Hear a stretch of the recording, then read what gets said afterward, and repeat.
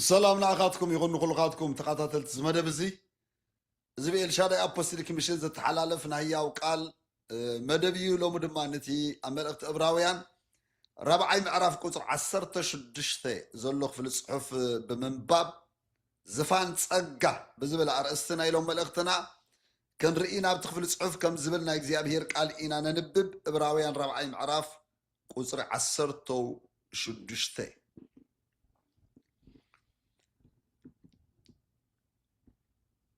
كمزي يبلنا سلازم حرات ما انت نقبل بجزية أباباون نرديئتنا زخون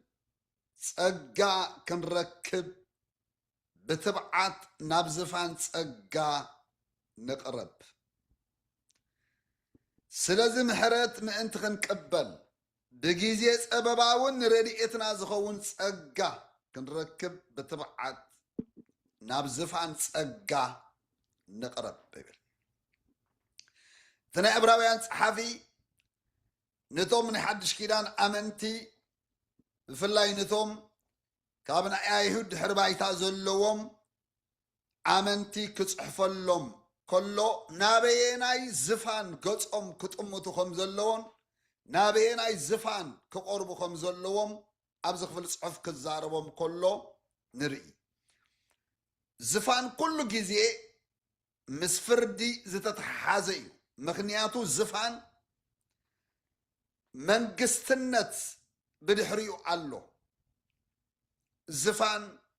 نقسنت بدحريو علو نقص زي بلو زفان يلن منقستي زي بلو زفان يلن سلازي بدحر زفان منقستن نقسنتن اندحر علو كله جزيه دما فرد دما عب زفاني زبيان إذا زفان إذا كنت زتفلي زفاني زفان صقا كا يبحال سلازي ناب كما إذا أمثله زفان كنت أمتكم زلومن ناب كما إذا أمثله زفان كمتكم زلوم أقدموا كنوغرم كله نرئي زفان صقا يلوم ناب زفان صقا دما نقرب نابو نمسع إلو بزعبا زفان صقا كزارب كله نري بارز زفان صقا نا يسوس كريستوس زفان نا يسوس كريستوس زفان صقا يبحال بفلاي عجي ابسعات ازي ناي صقا زمن سلازخوني ني املاخ صقا زتغلصلو زمن سلازخوني صقا املاخ تغلصي امو يبلنا نا እግዚአብሔር ቃል نخل سب دما مدحان أمسيو إبل يسوس كريستوس كجلس كله حزوا زمت أنجر أنت أيو كابت زعابي أنجر نهار إلنا سأجعي مخنياتو متعاف قدس كزارب كله حجي بموسى مسيو مسبله سأجان حكن جنا بيسوس كريستوس مسيو إبل سأز يسوس كريستوس حزوا زمت سأجان حكن حزيو مسيو صقا زتغلص بيسوس كريستوس ابيليو بيسوس كريستوس ابيليو ناي املاح صقا تغليصو سلازي اتومني حدش كيدان امنتي ابزفان صقا ابز ناي صقا زمن ناي صقا غيزي ناي صقا عمتات زلنا كل غيزي نابز زفان صقا كنقرب كنمص كم زلنا ايو ززارب زلو مخنياتو دما أبو زرزير والله مزلنا جزية سلسطة نتفتات راي كن رئي إنا إذا زفان سأقائل نايو ناي نقستات زفان كل جزية زفان فرديو فتع زبينا اللو زفاني فتعي زدانا يلو زفاني مخنياتو نقستاتيو نقستات رأيمك يسوس كريستوس جن نقست رأي أيكونن يسوس كريستوس كهنن كولاي واو سلازي زتفالي زفاني إيو زلوا توم نقستات فردت رأيم زبينو نسجد نقوسد كهنن ስለዝኾነ ጸጋ ኣለዎ ዝፋን ጸጋ ዝተባሃለ ድማ ንዚኡ ኣብዚ ዝፋን ጸጋ ድማ ዝከናወኑ ነገራት ኣለዎ ስለዚ ዝተፈለየ ዝፋን እዩ ማለት እዩ ዝፋን እዚ ኣዝዩ ዝተፈለየ ዝፋን ከም ዝኾነ እዩ ዝነግሮም ዘሎ ናብዚ ዝፋን ጸጋ ክንመጽእ ዘለናን ናብዚ ዝፋን ጸጋ ከም ኣመንቲ እንድሕር መጺናን ድማ ንቕበሎም ነገራት ከም ዘለዉ ካብዚ ዝፋን ጸጋ ይነግረና ኣብዚ ዝፋን ጸጋ እዚ መጺኻ ትቕበሎ ነገር ኣሎ ምክንያቱ ዝፋን ፍርዲ ይኮነን ዝፋን ጸጋ እዩ ኣብዚ ዝፋን ጸጋ ምስ መጻኻ ቀዳማይ ትቕበሎ ምሕረት ምእንቲ ክንቅበል ዝብላ ዋው ዋው ዋው ምሕረት ምእንቲ ክንቅበል መቸ ምሕረት ማንም አይበካል ምሕረት ማንም አይገብረልካል ኣብዚ ዝወደቕ ዓለም ክትነብሩ ከለኩም ምሕረት ዝገብረልኩም ኣካል ወልሓደ የለን ናይቲ ዝገበርካዮ ነገር ኩሉ ዋጋ እናኸፈልካ ኢኻ ትኸይድ እዚ ዝፋን እዚ ግን እዚ ናይ ኢየሱስ ክርስቶስ ዝፋን ግን ናይ ጸጋ ዝፋን ስለ ዝኾነ ናብዚ ናይ ዝፋን ጸጋ ዝመፁ ዘበሉ ኩሎም ኣመንቲ ካብኡ ምሕረት ከም ዝቕበሉ ይነግረና ኣሎ ምሕረት ምእንቲ ክንቅበል እብል ኣሎ ምሕረት ዝገብር ንሱ ጥራይ ዓበሳና ይቕረ ዝብል በደልና ምትሕላፍና ካባና ዘርሕቕ መመሊሱ ካልዕ ዕድል ዝህበና ኢየሱስ ክርስቶስ ጥራይ እዩ ማንም ከምዚ ክገብር ዝኽእል የለን ኣብዚ ዝፋን ጸጋ እንድሕር መጺና ግን ምሕረት ንቕበል እብላሉ ዋው ናይ ኣምላኽ ምሕረት ኣብ ህይወትና ክዓቢ ከሎ መቸም ቀሊል ነገር ኣይኮን ምሕረት ምቕባል ማለት ብዝተጋገኻዮ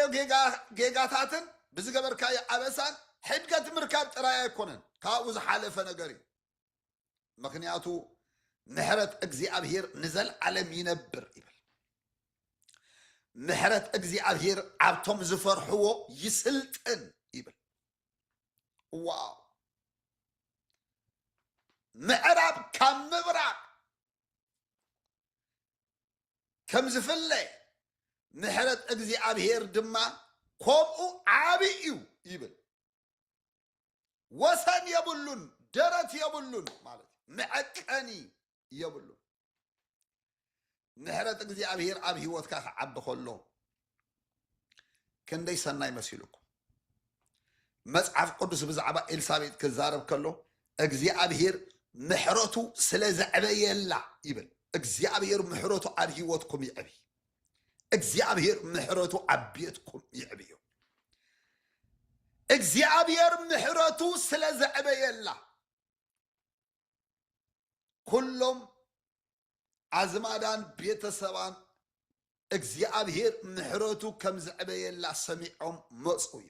ማይ ጋድ ማይ ጋድ ማይ ጋድ ናይ እግዚአብሔር ምሕረት ኣብ ህይወትካ ክዓቢ ከሎ መጎስ ሒዙ እዩ ዝመፅእ ናይ እግዚአብሔር ምሕረት ኣብ ህይወትካ ክዓቢ ከሎ መልሲ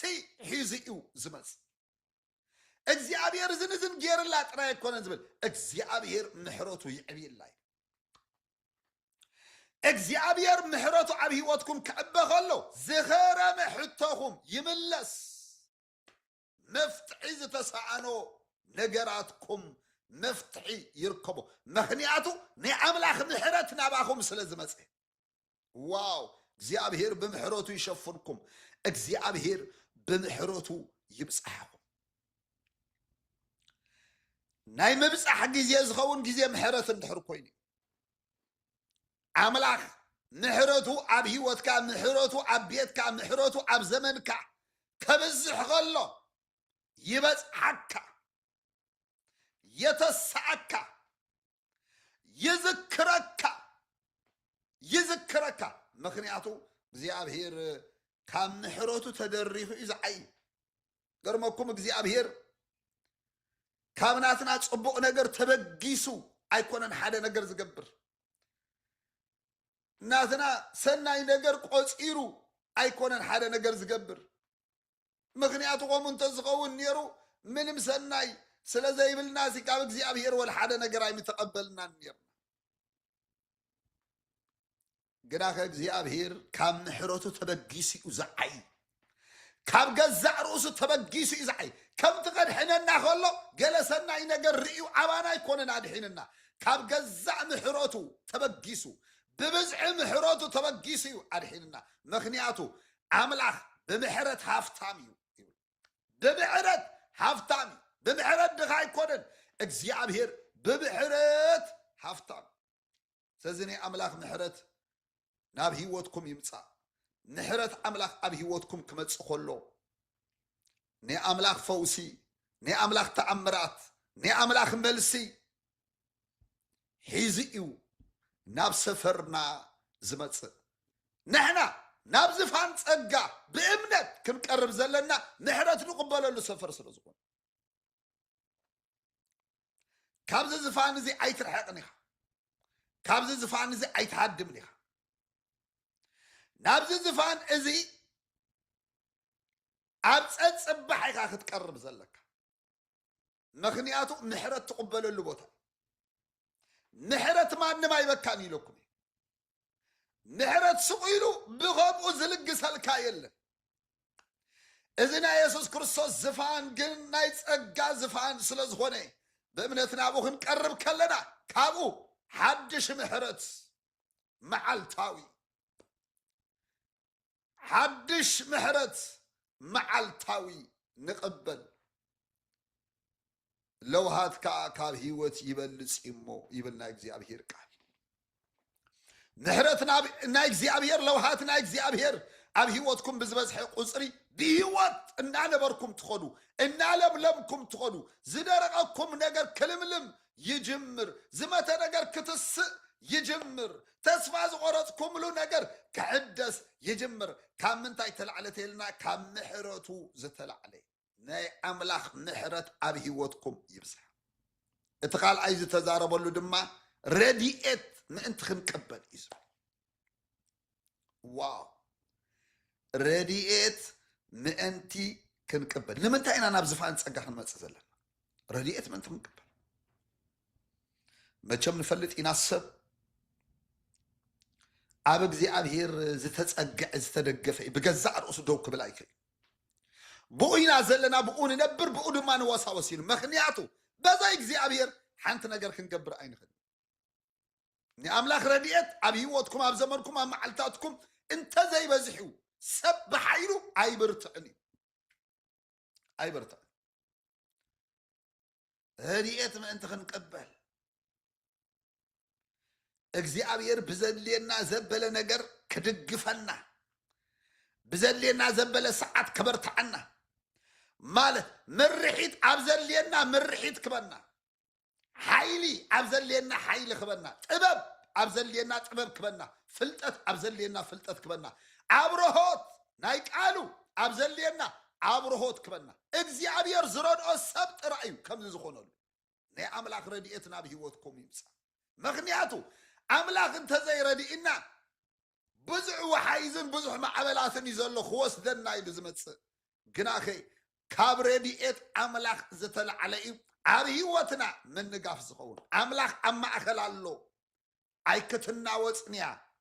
ምስ በለ ኣብ መዝሙር 46 ቁፅሪ 5 ክወግሕ ከሎ ክረዳእ ይብል ክወግሕ ከሎ ክረዳእ ጸልማት ሓዲሩ ኣብ ተጨነቅኩምሉ ለይቲ ወጋሕታ ካብ እግዚአብሔር ረድኤት ይመጽእ ካብ እግዚአብሔር ምሕረት ይመጽእ ክወግሕ ከሎ ክረዳእ ንስኻ ረድኤተ ኢኻ እሞ ኣብ ትሕቲ ጽላል ኣኽናፍካ እሕጎስ ኣለኹ ከኢሉ ኣብ መዝሙር 63 ቁፅሪ 3 ክዛረብ ከሎ ንስኻ ረድኤተ ኢኻ እሞ መን እዩ ረድኤትኩ ዳዊት ግን ብዛዕባ እግዚአብሔር ክዛረብ ከሎ ንስኻ ረድኤተ ኢኻ ኢሉ ማለት ኣብ ንግስነተይ ኣብ ገንዘበይ ኣብ ሓይለይ ኣብ ጥበበይ ኣብ ፍልጠተይ ኣብ ዝቁፀር ነገር ኣብ ቤተሰበይ ኣብ ዘርዘረይ ናተይ ኣለኒ ኣብ ዝብሎ ነገር أيكون كون زدقف أباخا أي زدقف أباخا أي زوكل أباخا أي زتسقع يزبلو زلو نسقع إخا رديئتو إمو أبتعد تسألال أخنافك حقو سالخو مقنياتو نفسي أبتعد تسألال كعاتيا أبتعد تسألال كهويني إز حقو زلخو مقنياتو ردعي دنقافي حيلي قلبتي نسقع إخا እግዚአብሔር قلبتكم يخون እግዚአብሔር حيلكم يخون ሳልሳይ ድማ ጸጋ እንቀበለሉ ቦታ ዘን ሰለስተ ነገራትና አው ተጠቅሰሰ ምሕረት ረድኤት ጸጋ እንቀበለሉ ሰፈር ነዚኡ ናይ እግዚአብሔር ቃል በጊዜ ጸበባናን ረድኤትና ዝኸውን ጸጋ ክንረክብ ብተብዓት ናብ ዝፋን ጸጋ ንቀርብ እዚ ጸጋ እዚ ንጊዜ ጸበባ ዘሰግር My God. جيزة سببا بمنتا يسجر اندحر إلكم بسقع أملاخ يسجر جيزة فتنا بمنتا يحلف تلكم بسقع أملاخ يحلف بجيزة سببانا نردي أتنازغون سقع نمتي كنقبل نتسببا نتمعبل نتفتنا نتشجر زسجرني أملاخ سقع نمتي كنقبل يبل እግዚአብሔር አብ ህይወትኩም ጸጋ يبزحلكم ጸጋ يهبكم ካብ ጸጋ ተላዕለ ኢኻ ትቕጽል ኣብ ጸጋ ኣምላኽ ምውካል ክንደይ ሰናይ መሲሉ ኣብ ጸጋ እግዚአብሔር ምድጋፍ ክንደይ ዓብ ነገር መስሉኩ ንዚኡ ጳውሎስ እቲ ዘለኽዎ ብጸጋ ኣምላኽ እየ ዘለኹ እቲ ዘለኽዎ እዚ ብጸጋ ኣምላኽ እየ ዘለኹ ምክንያቱ ጸጋ ዘኽእልኒ ኣምላኽ መለኮታዊ ሓይሊ ማለት ጸጋ ማለት ዘኽእል ንኣምላኽ መለኮታዊ ሓይሊ ማለት ዘይሕለፉ ኩነታት ክትሓልፎም ትኽእል ካብ ናይ እግዚኣብሔር መለኮታዊ ረድኤትን ሓይልን ዝተላዕለ ዘይስገር ኩነታት እናሰገርካ ክትከይድ እትኽእል ካብ ናይ ኣምላኽ ጸጋ ተላዕለ ስለዚ ንጊዜ ጸበባ ዘስግር ንኣምላኽ ጸጋ ኣብዚ ዝፋን ጸጋ ኣሎ ናብዚ ዝፋን ጸጋ ክንመጽእ ዘለና ናብ ትሕቲ እጋሩ ክንመጽእ ዘለና ገጹ ሓይሉ ክንደሊ ዘለና ኣብዚ ዝፋን ጸጋ መጺና ምስ ጎይታ ክንዛረብ ዘለና ጊዜና ኣብኡ ኣብቲ ዝፋን ጸጋ ብትህላውነቱ ዘለዎ ማእዝኡ ዘለዎ ሽቱኡ ዘለዎ ክብሩ ዘለዎ ድምፁ ዘለዎ ምርሒቱ ዘለዎ ከንሕልፎ ዘለና ደጋጊምና ናብዚ ዝፋን ጸጋ ክንመጽእ ዘለና ኣብዚ ዝፋን ጸጋ ክንርከብ ዘለና ካብ ኣምላኽ ምሕረት ክንቅበል ረድኤት ክንቅበል ጸጋ ክበዝሓልና ምክንያቱ እግዚኣብሔር ንትሑታት ጸጋ ይህቦም ይብል ገጹ ንዝደልዩ ሓይሉ ንዝደልዩ ናብኡ ንዝመጽዎ ሃምብል ኮይኖም ናብኡ ንዝመጽኡ ንትሑታት ጸጋ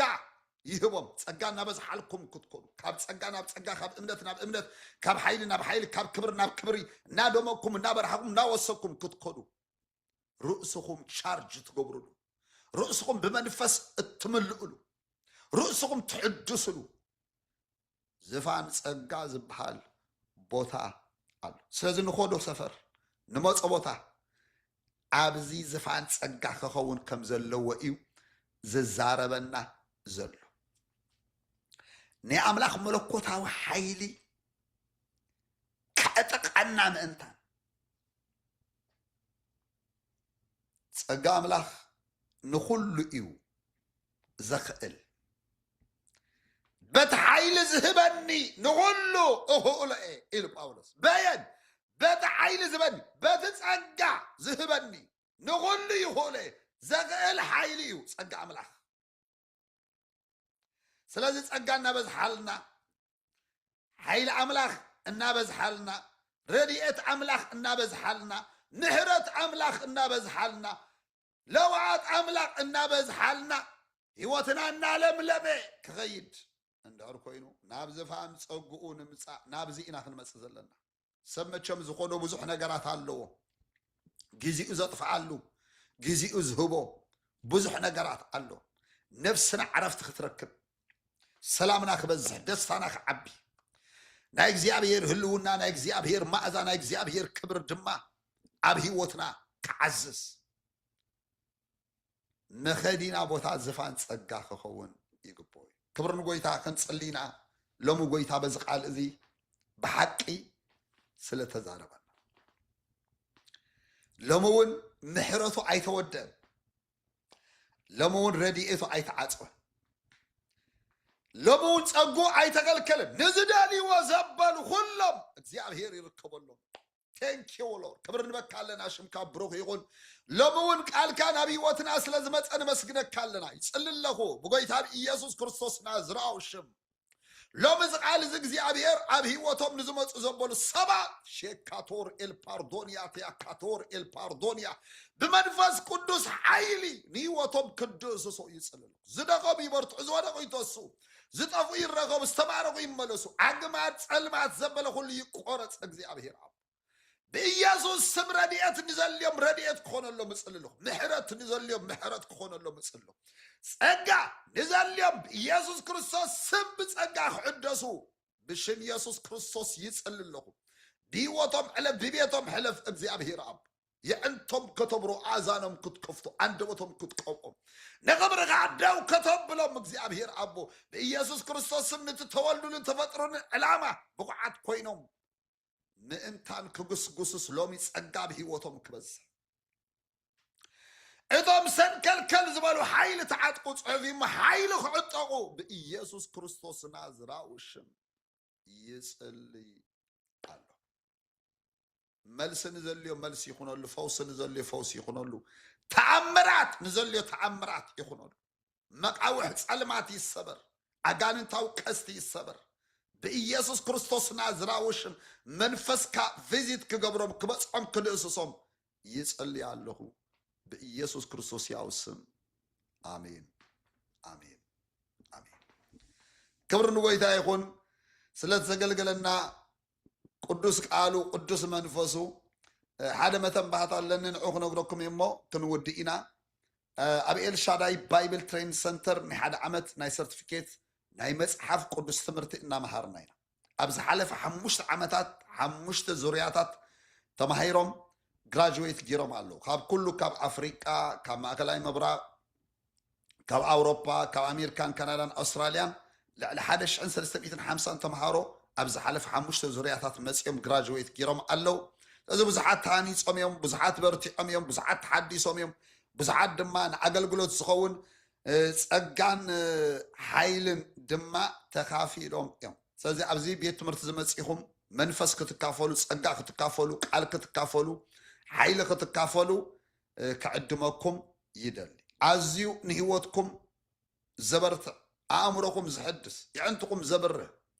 ናይ ልዑልና እግዚአብሔር ፍልጠት ድማ እትقبلሉ ቤት ትምህርቲ እዩ ስለዚህ ብዙሓት ሰባት መስኪሮም ኣለዉ እግዚአብሔር ኣብ ህይወቶም ኣብ ኣገልግሎቶም ኣብ ዘመኖም ዝገበሮ ንስኻትኩም ድማ ናይዚ በረከት ዝተካፈልቲ ክትኮኑ ከተባብዓኩም ደሊ ኣብ ዓመት ሓደ ግዜ ጥራኢና ንምዝገብ ናይ ምዝገባ እዋን ስለ ዝኾነ ኢና ደጋጊምና ነግረኩም ዘለና ሰፕተምበር ቀዳማይ ሰሙን ትምህርቲ ክጅመር እዩ ስለዚህ ቅድሚኡ ምዝገባ ክውዳእ ክኽእል ኣለዎ ሕጂ ትምዝገበሉ ሰዓት እዩ ኣብ ሰፕተምበር ቀዳማይ ሰሙን ድማ ክላስ